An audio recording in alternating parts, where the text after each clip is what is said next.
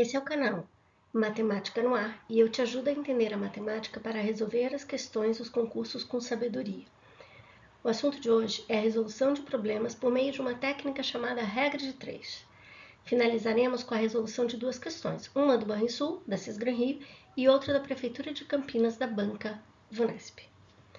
A resolução de problemas está presente em praticamente todas as questões de concurso. Tem sempre lá uma situação, às vezes real, às vezes imaginária, em que o candidato precisa desenvolver, o candidato precisa aplicar algumas técnicas para chegar no resultado. Alguns concursos ainda trazem questões diretas, mas a grande maioria das questões são problemas. O problema é que não existe uma técnica única, não existe uma receita para se resolver. Alguns dos problemas podem ser resolvidos por meio de uma técnica chamada regra de 3. E são esses os problemas que nós vamos falar aqui. Existe no canal outros vídeos que falam de resolução de problemas, em que eu divido a resolução de problemas em algumas partes. Essas são válidas aqui também. Podemos falar que no primeiro momento a gente precisa compreender o problema, no segundo momento precisamos traçar um plano para a resolução, aplicamos o plano e por fim verificamos se a nossa resposta é coerente, né? Então é uma técnica para resolução de problemas, de um modo geral. Aqui nós vamos falar dos problemas que envolvem regra de 3, tá? Os problemas que envolvem regra de 3, eles envolvem dois tipos de grandeza. São as grandezas chamadas diretamente proporcionais ou as grandezas chamadas inversamente proporcionais. O que significa isso? Vou comparar duas grandezas.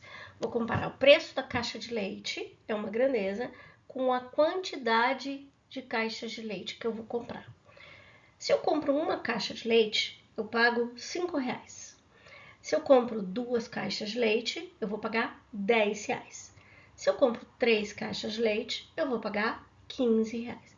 Você reparou que quando eu aumento a quantidade de caixas de leite, eu aumento o valor? Isso é um exemplo de grandezas diretamente proporcionais. Tem sempre que aumentar? Não. Pode ser o contrário. Posso diminuir. Eu diminuo um e diminui o outro. Por exemplo, vamos organizar uma festa, fazer um orçamento de uma festa para 30 pessoas. Chega lá no buffet e diz, quero uma festa para 30 pessoas, quanto vai custar? A gente cobra R$15 por pessoa. Então, se eu tenho 30 pessoas, eu vou pagar um determinado valor. Se eu tenho 20 pessoas, esse valor vai ser o quê? Menor. Diminuir a quantidade de pessoas e diminuir também o valor a pagar. Grandezas diretamente proporcionais. Essa é a definição. Duas grandezas são diretamente proporcionais quando, aumentando-se uma delas, um certo número de vezes, a outra aumenta o mesmo número de vezes. Estamos falando do mesmo. Eu não posso dobrar um dos valores, uma das grandezas, e triplicar a outra. Se eu multiplico por 2 uma delas, a outra também será multiplicada por 2, ok? Então, posso multiplicar por 3 e por 3. Posso dividir por 10 e dividir por 10. Tem que ser sempre o mesmo número de vezes. Agora, o que acontece com as grandezas inversamente proporcionais? Uma aumenta e a outra diminui. Então, vamos pensar na velocidade. Eu vou sair do Rio de Janeiro, vou de moto do Rio de Janeiro para São Paulo. Se eu percorrer esse determinado trecho a 90 km por hora, eu vou gastar um determinado tempo. Mas se eu aumentar a minha velocidade para 100 km por hora, o que vai acontecer com o tempo? Eu aumento a velocidade, eu estou indo mais rápido, o tempo vai diminuir. Eu aumento uma das grandezas, eu diminuo a outra grandeza. São grandezas inversamente proporcionais. Então, voltando, nas diretamente proporcionais, eu aumento as duas ou diminuo as duas. Já na grandeza inversamente proporcional, enquanto uma aumenta, a outra diminui. Ah, mas eu posso dobrar uma e a outra dividindo por 3, 1/3. Não.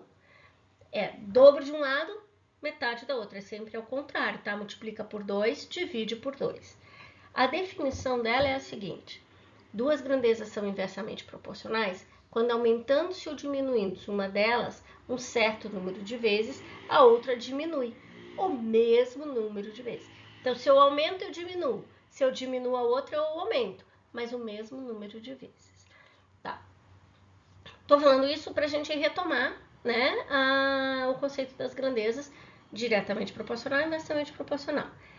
No meio da atividade, no meio do exercício da questão, nós vamos ter que analisar isso primeiro, para depois partir para a resolução. Então, vamos gravar assim. Diretamente, aumenta e aumenta, diminui e diminui. Inversamente, um aumenta e a outra diminui, tá? Vamos às questões. Primeira questão. Um comerciante lucra R$15 a cada 250 obtidos com as vendas das unidades de um determinado produto. Se uma semana esse comerciante vendeu 800 unidades desse produto a R$20 cada uma, o lucro obtido com a venda destas unidades foi...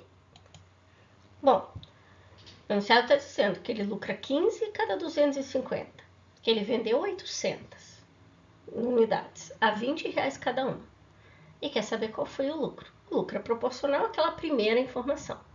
Então vamos lá. Sugiro que você pare o vídeo aqui e tente resolver sozinho.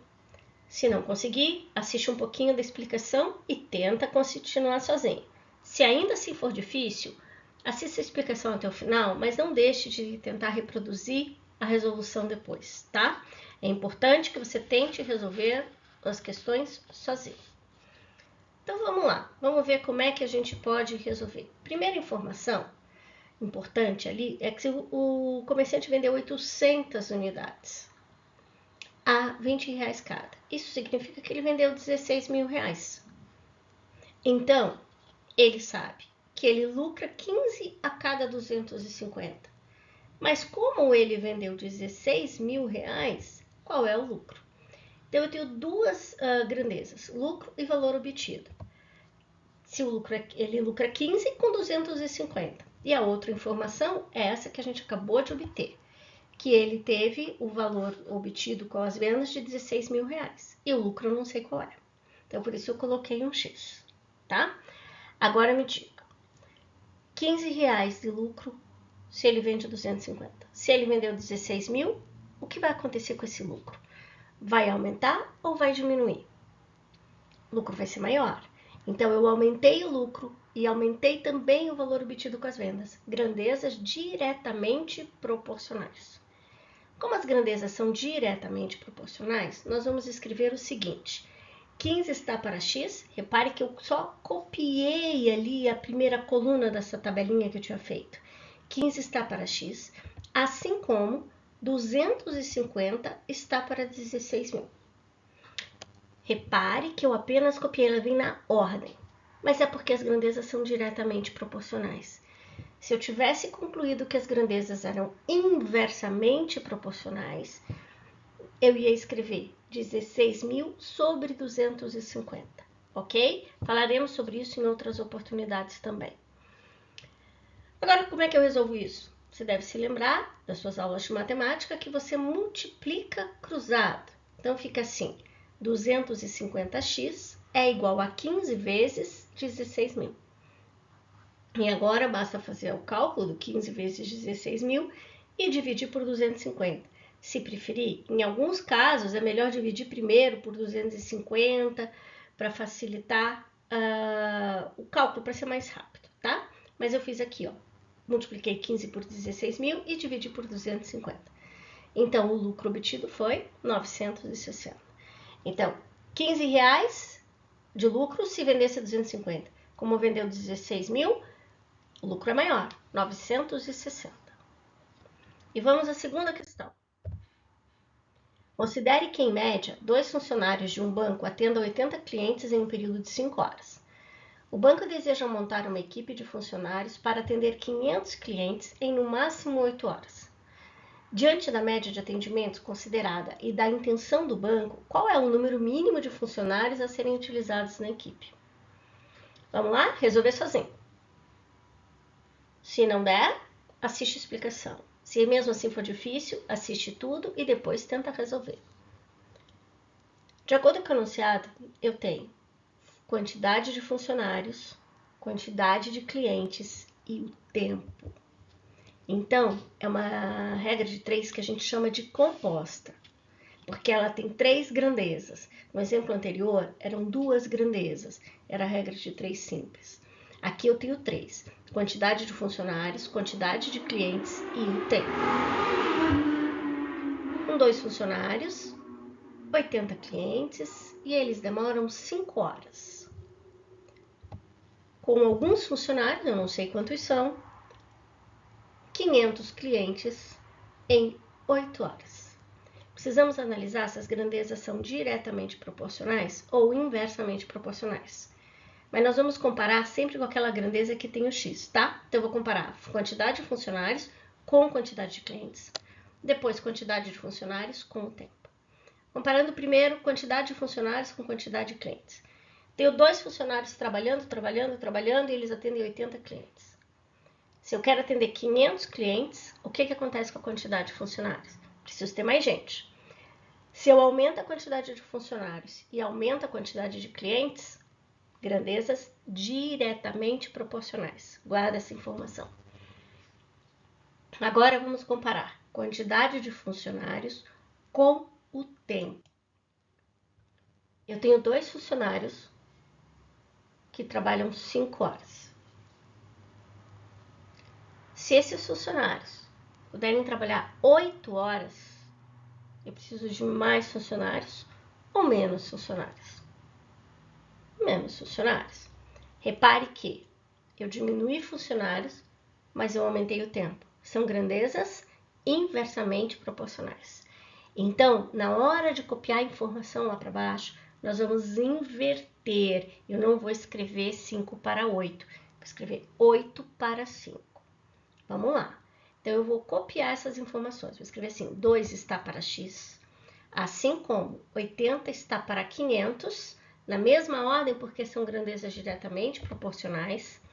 E aqui eu tenho que multiplicar pela última razão. Mas é 5 para 8 ou 8 para 5? Como elas são inversamente proporcionais, 8 para 5. E eu vou multiplicar. Então, aqui vai ficar assim. 2 está para x, assim como, agora eu vou calcular, 80 vezes 8 e 500 vezes 5. Já vimos isso, já falei sobre isso aqui. Podemos multiplicar cruzado. Então, vai ficar 640x igual a 2 vezes 2.500, 5.000. Divido por 640 e deu 7,8. O que significa esse 7,8? Que eu preciso de 7,8 funcionários. Poxa, mas eu não consigo ter 7,8 funcionários. Concorda? Se fosse dinheiro, R$ 7,80, ok, mas 7,8 não. Então, vamos ver o enunciado. Qual é o número mínimo de funcionários que eu preciso? Tem que ser um número natural, 8 funcionários. Bons estudos!